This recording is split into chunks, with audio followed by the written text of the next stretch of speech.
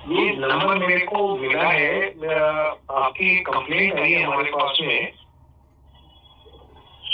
आप कहाँ से बोल रहे हैं? अरे आप कहाँ से बोल रहे हैं, किससे बात करनी है? ये नंबर मेरे को मिला है, आपकी कंप्लेंट आई है हमारे पास में। हाँ सर। तो क्या आपका आप सर्विस एजेंसी है या? सर आपके पास आप कहाँ से बात कर रहे हैं, प्लीज बताएंगे आप? मैं आगे एक से बोल रहा हूँ दोस्त। हाँ सर, कौन से ऑफिस से सर, कौन से ब्रांच से? आप कहाँ अभी कहाँ हो गया ये पूछ, पहले तो ये बताओ आप, तो आप मेरा सारा डिटेल पूछ रहे हो। नहीं मैं आपको मेरा नाम बताता हूँ, नंबर बताता हूँ आपको। जी J3 जी 57 okay 10 okay 91 okay F। Foxtrot या फॉक्सट्रॉट, ठीक है सर। ओके, आपका तो नाम क्या है, पूरा नाम क्या है? नायब सूबेदार सुरेंद्र सिंह। नायब सूबेदार सुरेंद्र, और कौन सी माह के हैं आप? मैं फर्स्ट माह से था सर। तो आप रिटायर्ड है अभी? नहीं सर, मैं रिटायर नहीं हूँ, मैं कमांडिंग ऑफिसर ने फ्रॉड डॉक्यूमेंट बना के रिटायर घोषित कर रखा है, वैसे मैं सर्विंग हूँ। नहीं बट ऐसे मतलब रिटायर कैसे घोषित किया? मैं सर एज पर मेरे सर्विस रिकॉर्ड में मिलिट्री हॉस्पिटल में एडमिट हूँ अभी भी, और वैसे कमांडिंग ऑफिसर ने फ्रॉड डॉक्यूमेंट बना के सेंटर कमांडेंट से सेटिंग करके और पेंशन घोषित कर रखा है, क्योंकि मैं उसकी गद्दारी से फाइट कर रहा था, बॉर्डर पर आतंकवादी से पैसा लेके घुसपैठ करवाता था सर। तो अभी आप कहाँ पर, लोकेशन क्या है आपका? मेरा लोकेशन करनाल हरियाणा।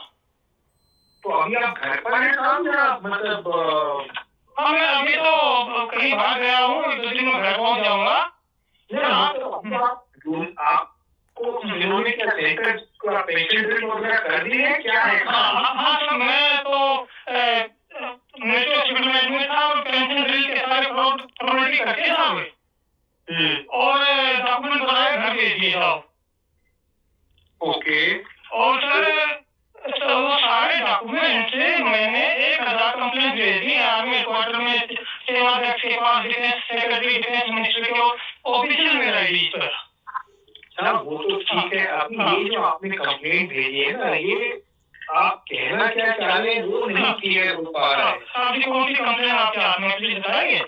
तब ये आपने आर्मी चीफ को 16 जनवरी को लिखी है। 16 जनवरी को, सर। हाँ 9:30 बजे मेल किया है आपने। लास्ट मेल है मेरा ये। हाँ सर। हाँ जी।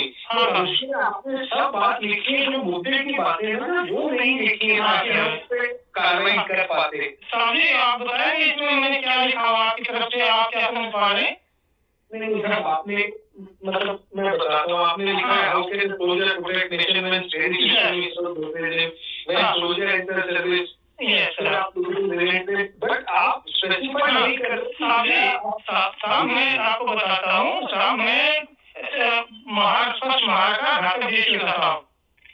जी और साहब मैं अपनी पदल में तैनात था, मेरा कमांडिंग ऑफिसर जवानों का शोषण करता था, वो उनके अलाउंसेस सब डिस्ट्रीब्यूट करता था, like containment allowance, government serial allowance होता था सर, ये सब कुछ तो वो बांटना था, सब पॉकेट में डालता था। मैं उसका विरोध कर रहा था। उसके बाद साहब जी ने क्या किया, वो 20 सैनिक मेरी यूनिट के वहाँ बॉर्डर ड्यूटी से हटा दिया और वो रिपोर्ट में वही दिखा दिया कि वो यहीं पे है, और वो थे नहीं। मैंने रिपोर्ट किया कि मैं ब्रिगेड कमांडर से मिला, ब्रिगेड कमांडर से, प्लीज आप मेरे को इंटरव्यू करवा दे। उसने सर अगली दूसरी तो बोला कि मैं आपको करवाता हूँ साहब, रुक जाइए।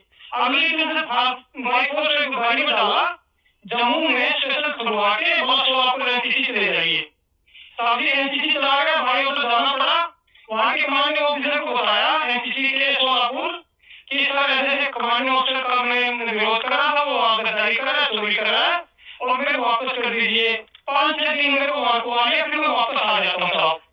फिर मैं जम्मू पहुँचता हूँ साहब, तो जम्मू में साहब 3-4 वो वहाँ से फोन किया कि आप महाराज में सेंटर जाओ एनसीसी सोलापुर से। मैं क्यों जाऊंगा, मैं 10 बजे कमांडर से मिलूंगा, आपकी मैंने रिपोर्ट करना जो आप यूनिट में जो सेना के साथ धोखाधड़ी कर रहे हो। तो साहब उसने पता चल गया कि मैं जीत कर गया कि मैं 10 बजे कमांडर के पास जाऊंगा सीधा। उसने सर 2-3 जवान भेजे जम्मू में कि जैसे 213 महाराज के अंदर रिपोर्ट करे इसको वहीं से आउट करो फोर्सफुली, और मूवमेंट आगे इशू कर दिया था महारेजिमेंट का। फिर सर मैंने जाना पड़ा क्योंकि मैं कानून के अंदर बंधा हुआ था, मैं कानून तोड़ना नहीं चाहता था। मैं महारेजिमेंट सेंटर गया सर।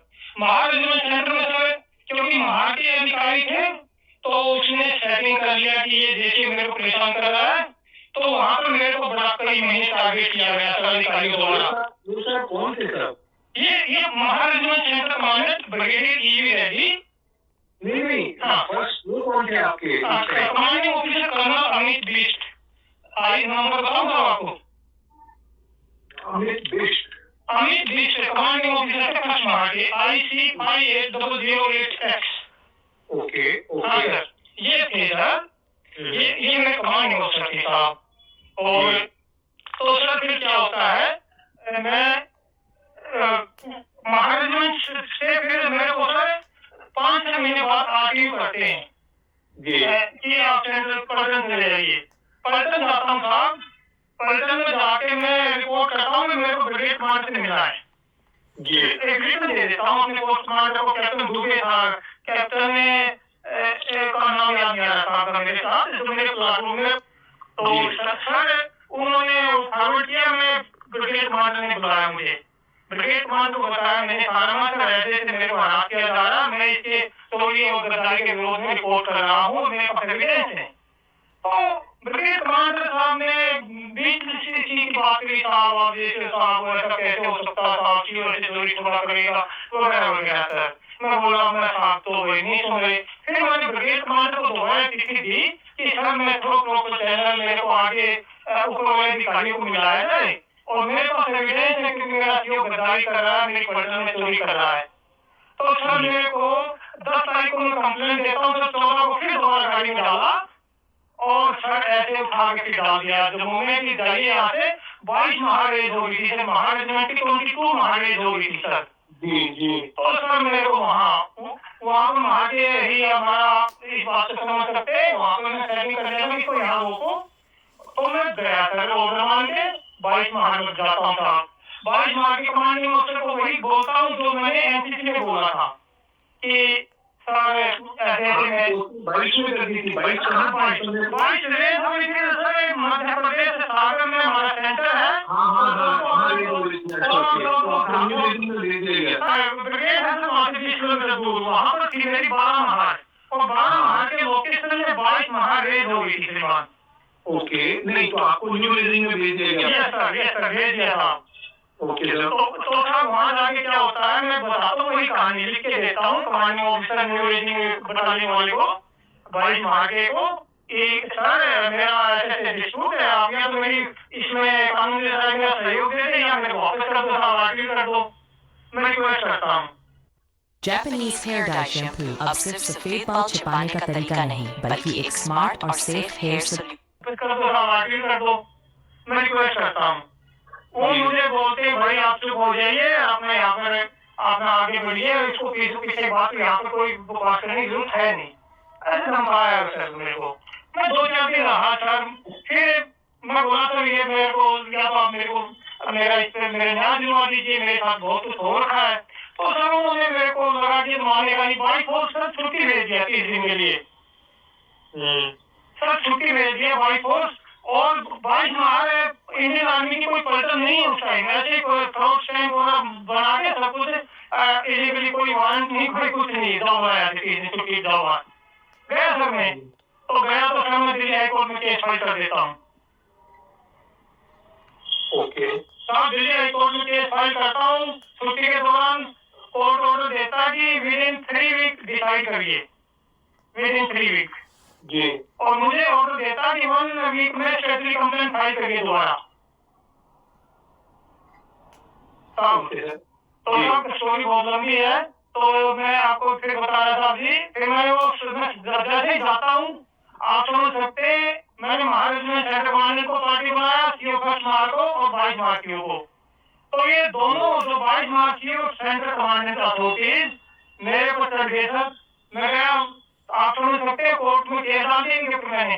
तो वो स्पेशल कंप्लेंट तो फाइल करनी थी क्योंकि वो महार इंडियन आर्मी के ही तरह वहां से होनी थी सर। मैं डीडी पर्सन में क्या कर सकता था साहब, तो मैं बोलता हूँ सर मेरी प्लीज ये प्रीपे कर दो, मैं आपके पॉइंट बता रहा हूँ, मेरे एविडेंस है। तो बोला इधर उधर भगाया सर 1-2 दिन, लेकिन कंप्लेंट है हमको लीगल में ले नहीं सर, उसको रिसीव नहीं करे। अब 22 मार्च ये बाई ऑर्डर मेरे को पलटन से निकाल देता अगला यहाँ से। तो सर मैं महाराष्ट्र सेंटर आता हूँ 20 किलोमीटर और वहां आके रिपोर्ट करता हूँ कि मेरे साथ ये हो रहा है, ऐसा क्यों? वो बोलते ठीक है आप रुकिए यहाँ पर। उनको भी कंप्लेंट देता हूँ कि मेरी 7 दिन में स्पेशली कंप्लेंट फाइल करनी है, मेरी ये प्रीपेड करवा दो, ये आजो की रिक्वेस्ट है। सर वो सोच रहे हैं कि मेरे 7 दिन मेरे नहीं पूरे हों और वो मैं कंटेंट ऑफ कोर्ट का शिकार नहीं हो जाऊँ, दोषी में हो जाऊँ। तो सर मेरे 7 दिन खत्म करके 29 अक्टूबर यानी जून को सर मेरे को छुट्टी दे देते हैं, भागना है। तो साहब आपको नहीं महाराष्ट्र सेंटर में सर। ओके। और सर एज पर आर्मी की जो आपको हमारी तो वो मेरी जो सर्विस रिपोर्ट तो मैं कहाँ पर हूँ सर, 12 मार्च में अटैक हूँ सर मैं और मोमेंट ऑर्डर के हैसियत से, लेकिन मेरे को दफा कहाँ कर रखा है महाराष्ट्र सेंटर में, किसने दफा कर रखा है 22 मार्चियों ने जी। तो साहब आप यहाँ तक समझ रहे हैं। तो फिर मेरे को छुट्टी आउट कर देते हैं, 7 दिन मेरे खत्म कर देते हैं।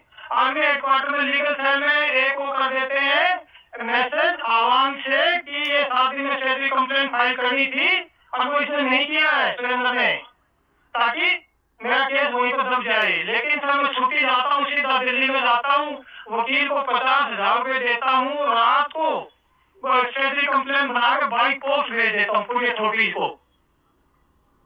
ओके साहब तो फिर क्या होता है साहब जी, वहां से वो कंप्लेंट फाइल हो जाती है, मैं वहां से फिर चिट्ठी भी लिखता हूँ सेनाध्यक्ष को और महाराष्ट्र सेंटर कमांडेंट को कि ऐसा अन्याय मत करिए, मेरे पास मेरा हरासमेंट मत करिए, मैं गलत से लड़ रहा हूँ, मेरे पास एविडेंस है, मेरे साथ में चिट्ठी भी देता हूँ साहब बाई पोस्ट। कोई सुनवाई नहीं होती, मैं जाता हूँ मैनेजमेंट को रिपोर्ट कर देता हूँ वापस। फिर इनको सर और आग लग जाती है कि पीछे हम नहीं हट रहा है, इसको हमने इधर उधर दफा सब कुछ कर लिया है।